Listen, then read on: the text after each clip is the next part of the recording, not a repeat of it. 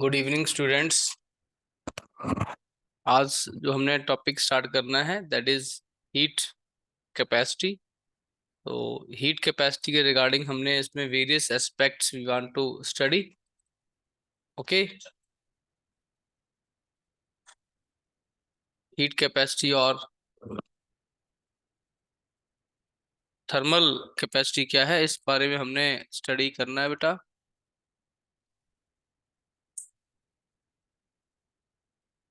बहुत ही सिंपल है जी। The quantity of heat required to raise the temperature of a body through 1 degree is called heat capacity of the body। ठीक है जी। So let delta Q be the quantity of heat given to the substance and let the rise in its temperature be delta T. Then heat capacity is H is delta Q by delta T।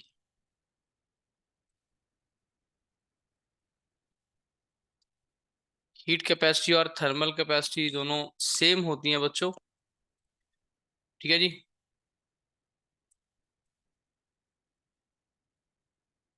आपको temperature increase करना है by 1 degree. Okay, so H equals to delta Q by delta T।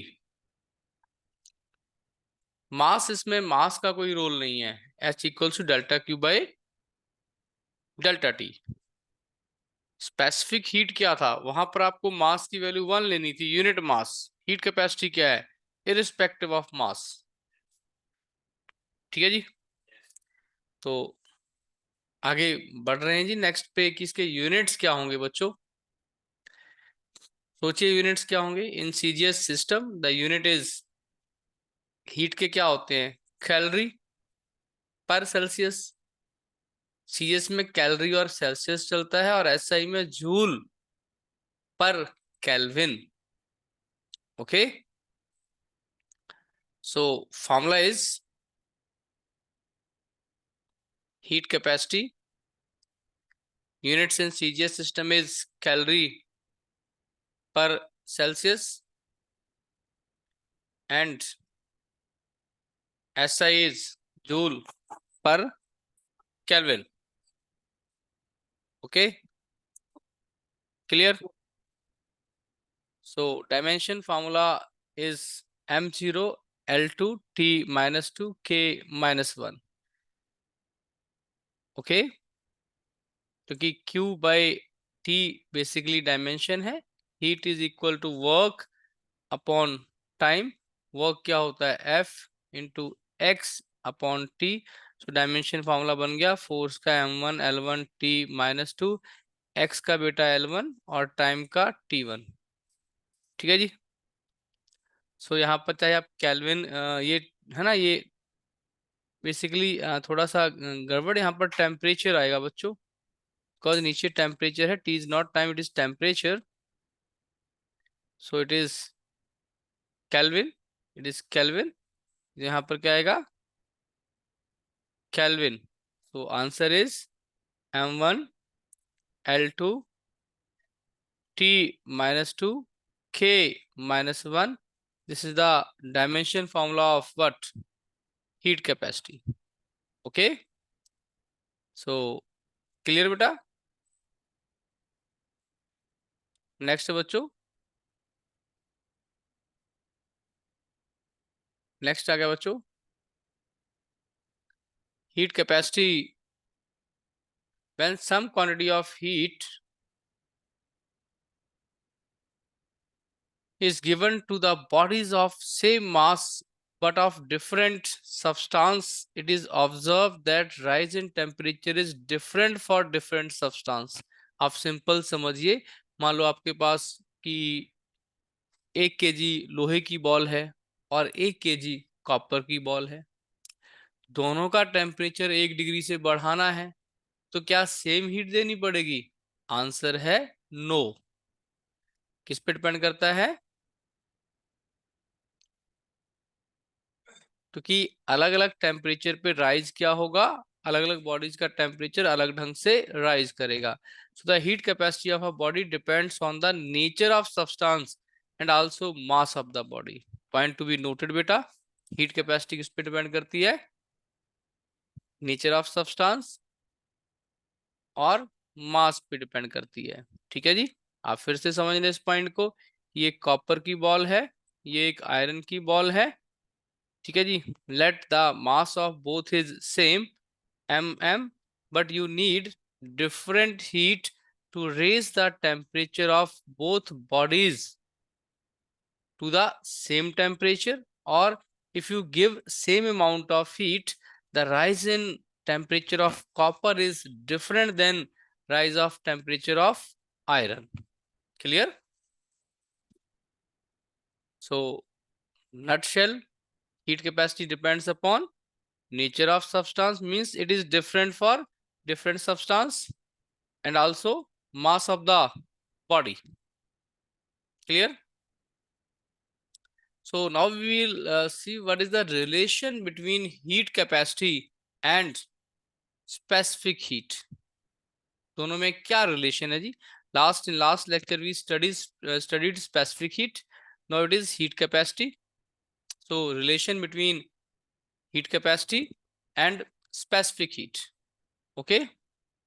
Let us assume when a quantity of heat delta Q is given to a body of mass small m. Okay. What बचे? Body of mass small m. Let the rise in temperature of the body be delta Q. Sorry, delta T. भैया आपने delta Q heat दे दी है, and m is the mass of the body. Due to this heat, delta T be the rise in temperature. So what is specific heat, bhai? What is specific heat? H is what? Delta Q by. Clear? But what is specific heat? S क्या होगा? Delta Q by M into delta T. बहुत ही clear बेटा. Specific heat is a function of mass also. Heat per unit mass per degree rise in temperature, but heat capacity is only delta Q by delta T. So each concept is crystal clear from 1 and 2. You can find a relation. What is delta Q? It is SM cross multiply करें SM delta T. So heat क्या आ गया बच्चे? यहां पर ये value मैंने उठा के यहां से यहां भर दी. H क्या आ गया? MS delta T by delta T. So बहुत ही clear relation. Heat capacity is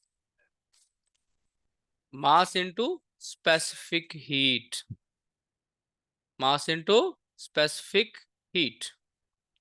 so very clear relation. अगर आपको कोई समझ में नहीं आया तो आप दोबारा से पूछ लीजिए. नट शेल में क्या है बच्चों?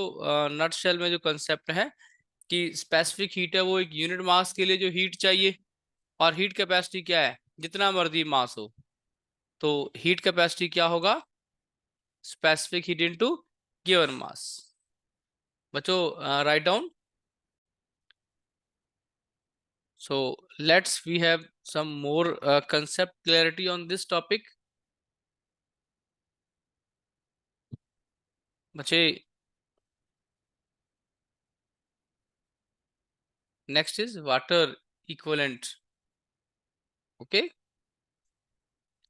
of a body. Very important term, water equivalent of a body. इसको समझना पड़ेगा पहले ध्यान से. बहुत इंपॉर्टेंट कंसेप्ट है. वाटर के इक्विवेलेंट बॉडी का क्या मतलब है? Let's see. The water equivalent of a body is defined as the mass of the water which absorbs the same quantity of heat for same rise in temperature. अगर आपने किसी body का मास 1 degree से बढ़ा दिया तो कितना पानी उस हीट से 1 डिग्री उसका टेम्परेचर बढ़ जाए, वो पानी का मास उस बॉडी के मास के बराबर है. और लिखवाता हूं, थोड़ा सा और क्लैरिटी देता हूं, जरा देखिएगा. The mass of water whose thermal capacity is equal to that of a given body is called water equivalent of the body. Water equivalent is given by heat capacity of given body upon specific heat of water. ठीक है जी, एक बार आप note करें, फिर थोड़ा सा और समझाता हूं इस कंसेप्ट को।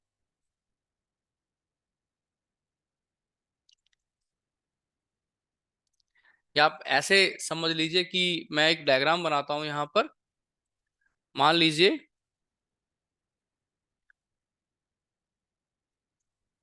कि यार हमारे पास एक ये कॉपर की बॉल है, ओके, और इसका मास m है, ठीक है। यहां पर पानी है, इसका मास मान लीजिए कि m डैश है। दोनों का टेम्परेचर रूम टेम्परेचर पे मान लेते हैं कि ये भी बॉडी है, ये 25 डिग्री पे पड़ी हुई है, ये भी 25 डिग्री पे पड़ी हुई है, ठीक है। मान लो मुझे इसको 26 पे करना है और मुझे क्यू हीट देनी पड़ी, किसको, इस कॉपर को 25 से 26 पे ले जाने के लिए। अब इतनी ही हीट से कितना मास पानी हम ले लें कि उसका टेम्परेचर हम 25 से 26 डिग्री कर दें, that mass of water is equivalent to copper.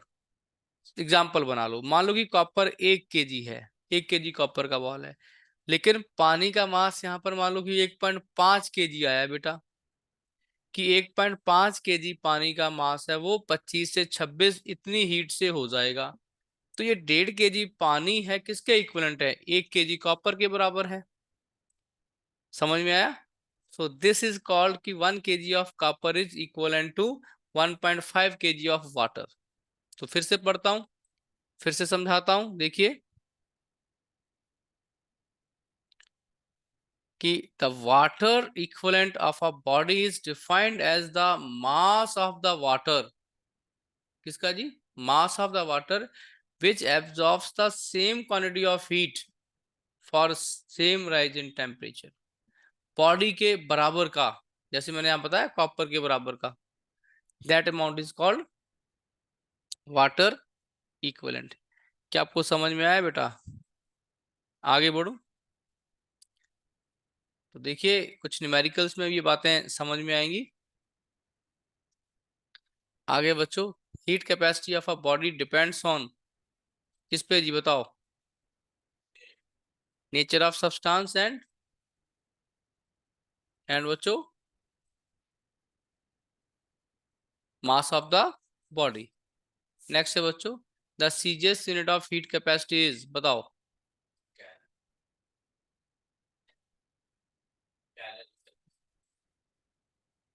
Calorie. वो तो सेकंड तो ऐसा ही बन जाएगा ना बेटे, सेकंड तो ऐसा ही बन जाएगा, जूल ऐसा ही यूनिट होता है, आप सीजीएस कैसे कर सकते हो उसको। सीजीएस क्या है, calorie Celsius.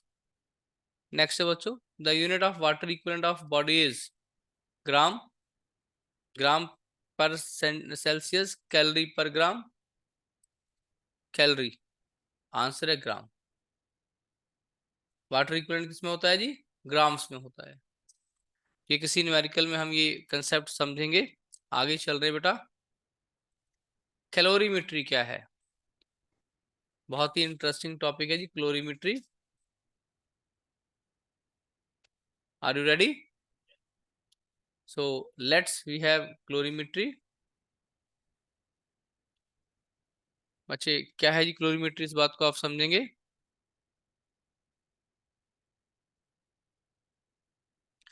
The branch of science which deals with the measurement of heat is called colorimetry. Okay, the apparatus used for this purpose is called colorimeter. लिखे दोनों पॉइंट्स। क्लोरीमेट्री क्या है जी, क्लोरीमीटर क्या है?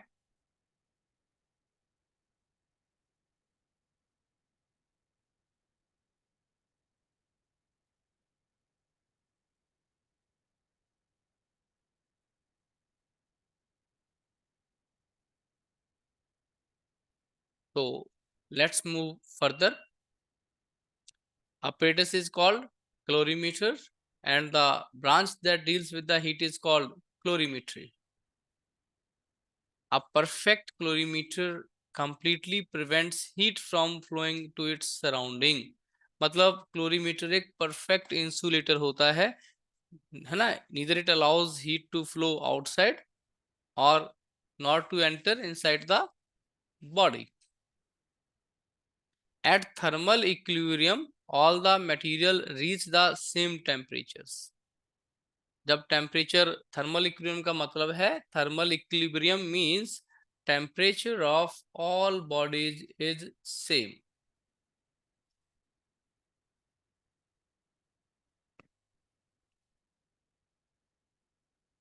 Okay, so next is because no energy flows into or out of the container. Because no energy flows into or out of the container. समझ में आया क्या है कि ये परफेक्ट इंसुलेटर होता है. ना तो हीट को बाहर जाने देना है, ना अंदर आने देना है. क्लोरीमीटर एक ऐसा वेसल हम बनाते हैं. आगे चल रहे हैं बेटा. The law of conservation of energy leads to the principle of calorimetry. क्या प्रिंसिपल है जी क्लोरीमीट्री का? Heat is conserve. ठीक है जी, आगे बढ़ रहे हैं. प्रिंसिपल ऑफ क्लोरीमीट्री क्या है? You have to write down, if two bodies at two different temperatures are brought into thermal contact. Thermal contact का मतलब है कि उनको हमने टच कर दिया है तो हीट फ्लो करेगी from hot body to cold body. Okay, the heat is lost by the hot body and heat is gained by the cold body. ऐसा हम अक्सर करते हैं बेटा. ठीक है जी, ऐसा हम अक्सर करते हैं. देखिए, हीट हमेशा हॉट से कोल्ड की तरफ. जैसे कि मान लो आपने चाय गर्म कर ली है, चाय 100 डिग्री पे उबाल लिया आपने और अभी ऐसे छोड़ दिया. कुछ समय बाद चाय किस पे आ जाएगी? सराउंडिंग के टेम्परेचर पे.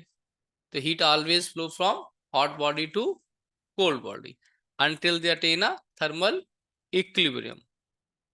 ठीक है जी. तो what is principle? Heat lost by hot body equals to heat gained by cold body. समझ में आया जी principle? Write down the principle. Heat lost by, मैं देखता हूँ मनीषा क्या. तो heat heat lost by hot body must be equal to heat gained by the cold body. Clear जी? प्रिंसिपल सबको क्लियर है? आगे चलते हैं. मैं आपको इसका और अच्छा एक्सप्लेनेशन प्रोवाइड करवाता हूं. Consider a hot body of mass m1. ठीक है, और एक बॉडी है जिसका मास क्या है? m1 है. तो वी कैन से कि बॉडी का मास m1 है and it's specific heat is s1 at temperature T1 is kept in thermal contact with another cold body of mass m2. So in this case the heat will flow from hot body to cold body. Heat will flow from hot body to cold body. Okay, clear? तो specific heat S2 and at, ठीक है जी. जो दूसरी body M2 है उसका specific heat कितना है? S2 है. और टेम्परेचर कितना है? T2 है. आपको लिखना पड़ेगा बच्चों ये, वरना रह जाएगा. अगर आपको सारे पॉइंट लिखने चाहिए थी. पहले M1 बॉडी है, आप लिखिए M1, कोई बॉडी M1 है ऑफ स्पेसिफिक हीट कितनी है? S1 at temperature T1. और दूसरी कोल्ड बॉडी है मास M2 and specific heat S2 at temperature T2.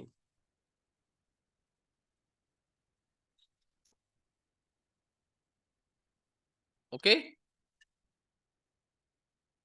so we move further. Let T3 be the common temperature attained देखो जी, जब दोनों को पास में लेकर आओगे, एक बॉडी हीट छोड़ेगी, दूसरी बॉडी हीट गेन करेगी, तो कहीं ना कहीं कॉमन टेम्परेचर डेवलप हो जाएगा। Let T3 be the common temperature attained, है ना। तो हीट लॉस्ट कितनी होगी बेटा हॉट बॉडी की? उसका टेम्परेचर क्या था इनिशियल T1, बाद का क्या होगा T3, तो हीट क्या होगी MS∆T। समझ में आया जी? क्या होगी MS M1S1T1 - T3। Heat gained by cold body बताओ क्या होगी M2S2T3। इसने टेम्परेचर गेन किया है, पहले क्या था इसका T2 था, ठीक है। तो M1S1T1 - T3 equals to M2S2T3 - T2। समझ में आया कैसे क्वेश्चन करना है? Please write down.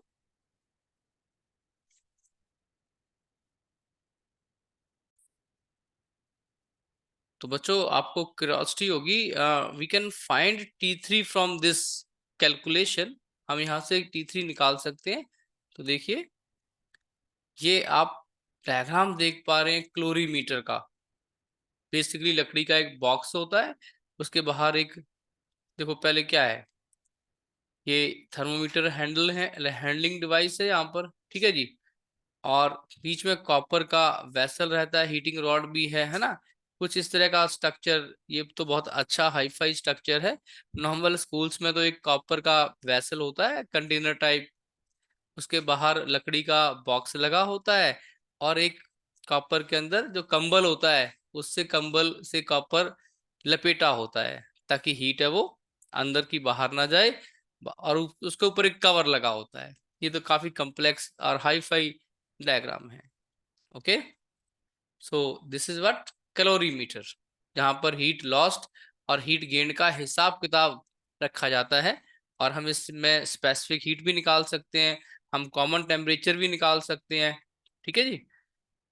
तो उस इक्वेशन को हमने खोल दिया, लास्ट इक्वेशन को, और कैलकुलेशन कर ली। क्या कर लिया बेटा? रीअरेंज कर लिया। देखिए T3 है, T3 को आप इधर ले जाओ, और T2 को आप इधर ले जाओ। तो क्या आ गया जी?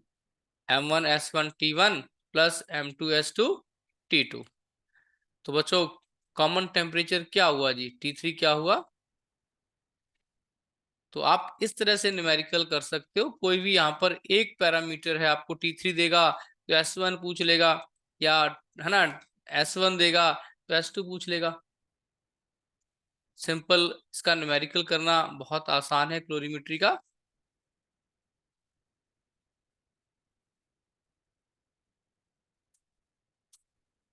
प्रैक्टिकल भी टेक करवाया जाता है क्लोरीन, मतलब क्या समझ में आया? सिंपल है, heat gained equal to heat lost. T3 क्या था यहाँ पर?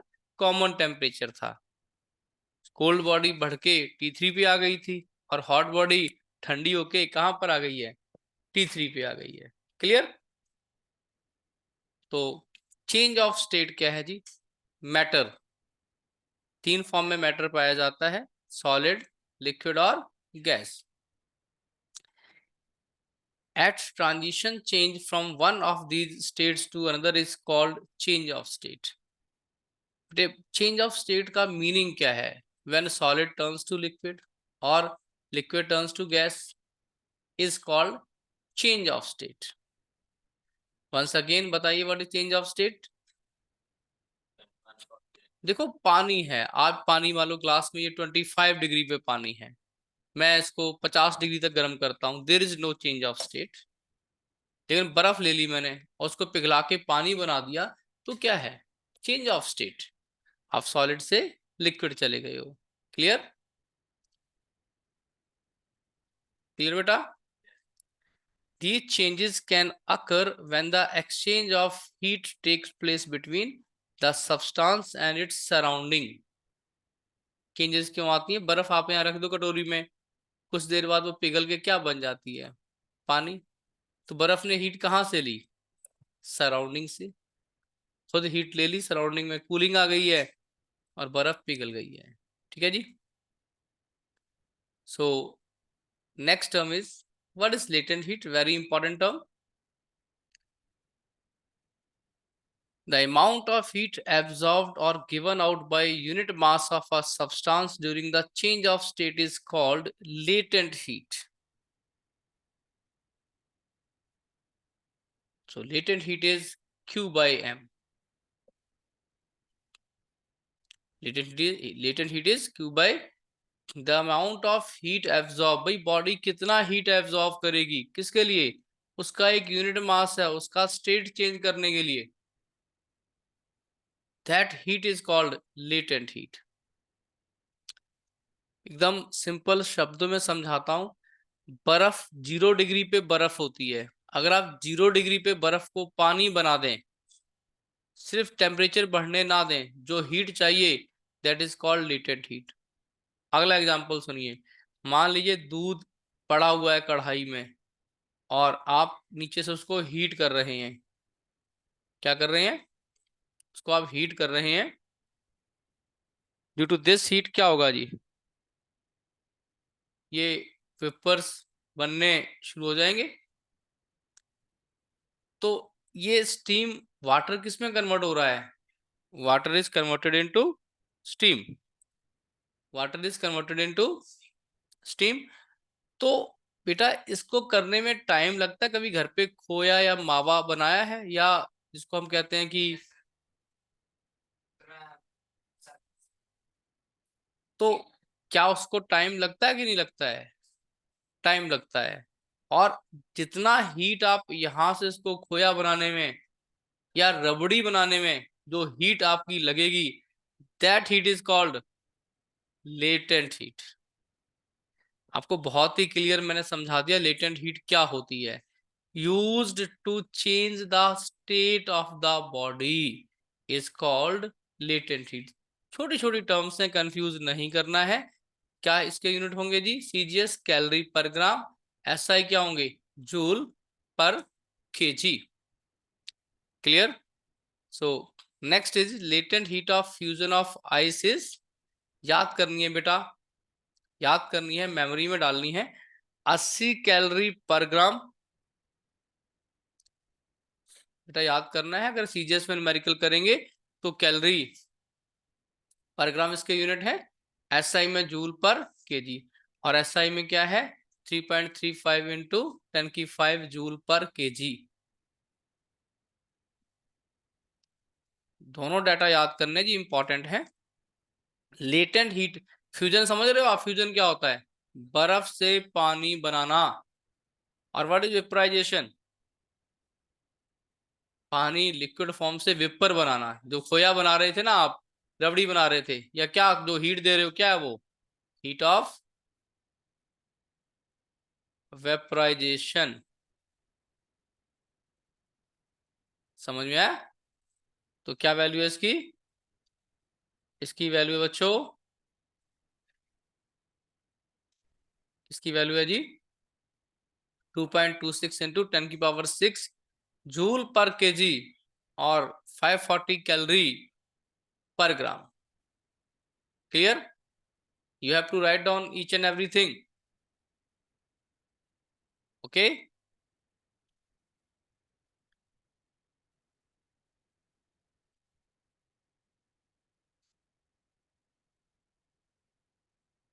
नेक्स्ट है जी. बेटा जब सीजीएस में सॉल्व करेंगे तो ये वैल्यू लगाएंगे, एसआई में करेंगे ये वैल्यू लगाएंगे. नेक्स्ट है बेटा, liquids with low latent heat of vaporisation और कॉल्ड वॉलेटाइल लिक्विड्स. जो आसानी से वेपर, जैसे पेट्रोल है, तुमने हाथ में रखा और क्या हो जाता है वो, वेपरेट. तो उनकी स्पेसिफिक हीट क्या है, बहुत लो है. ठीक है जी, क्लियर.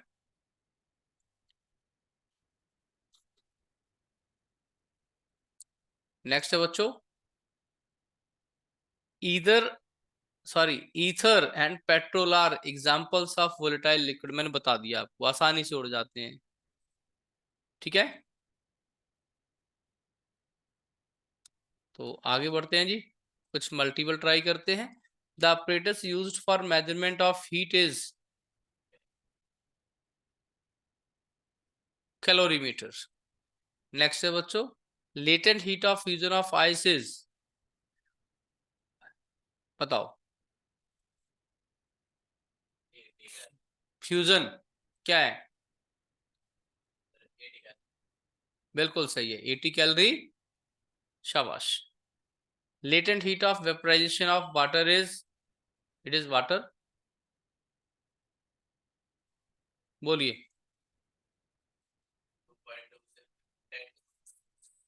हाँ जी, याद कर लीजिए। वैसे तो 540 थी सीजीएस में, और एसआई में क्या है 2.26 into 10⁶ joule per kg. Ether and petrol are examples for volatile liquids. Okay, तो कंसेप्ट इज क्लियर। आगे बढ़ते हैं, या इतना बहुत है? बोले बच्चे।